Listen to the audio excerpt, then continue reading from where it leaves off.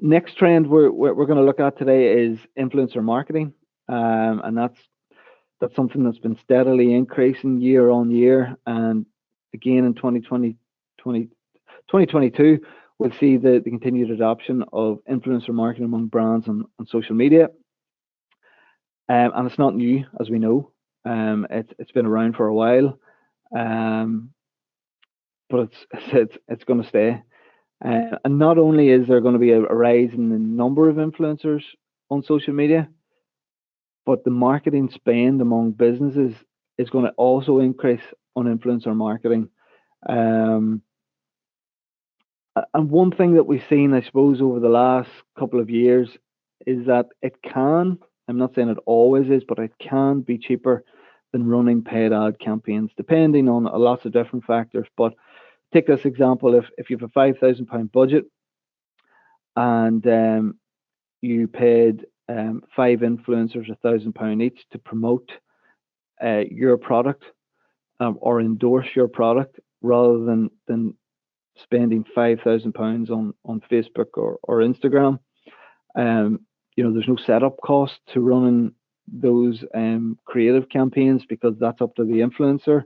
So there's a cheaper cost on that.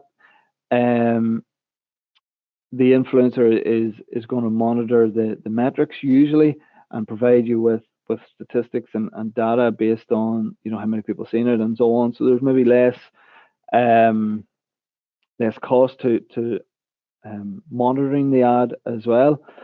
So it can work out cheaper, and obviously if those influencers have a huge audience as well, you can reach potentially more people. So it can work out cheaper than running paid ad campaigns, but more than that as well, it can also help influencers can also help marketers achieve more than just maybe sales. They can help them achieve marketing goals and not just generate leads or sales, as I said. What it can do, it can help position the brand. It can help give the brand a voice, a style, a tone, a presence online. Sort of people can then relate to the brand because they can relate to the influencer. So it can help position the business, rather than just focus on sales and leads. Um, One thing we've seen as well over the last number of years is that people were really trusting influencers. During the pandemic, people turned to influencers to follow, for product inspiration, for recommendation, for endorsements, and that's still continuing today. So there's a trust element there where people really do trust influencers.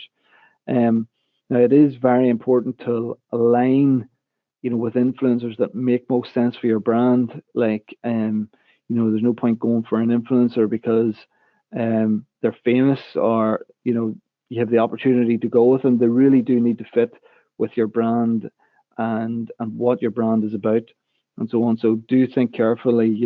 Research, look at hashtags, and explore various social media platforms to find the right influencers.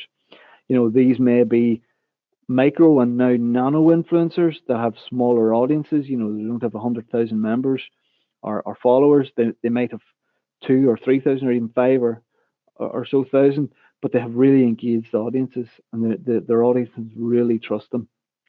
Like we see an example here of Cristiano Ronaldo endorsing a shampoo-based product, and reports have suggested that he was paid up to 1.6 million dollars for this particular post, the highest of any of the influencers out there. So obviously that's a very lucrative business for him alongside football, but we can certainly see the power of influencers.